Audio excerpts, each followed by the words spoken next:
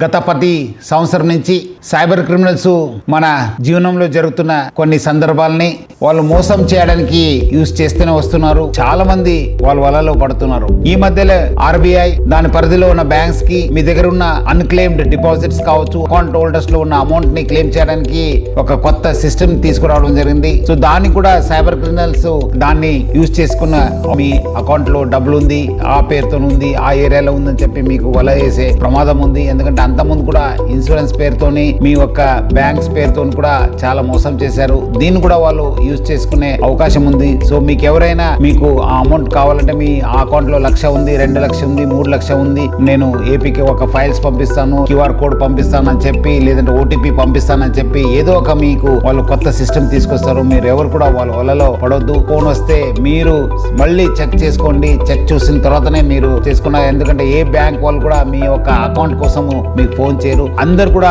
జాగ్రత్త ఉండాలని చెప్పి కోరుతున్నాను. మీ యొక్క భద్రత మా యొక్క బాధ్యత. సో ఒక మంచి సురక్షిత హైదరాబాద్ చేయడానికి ఈ యొక్క జాగ్రత్త హైదరాబాద్ కింద ప్రజలందరూ కూడా నేను అలర్ట్ చేస్తున్నాను.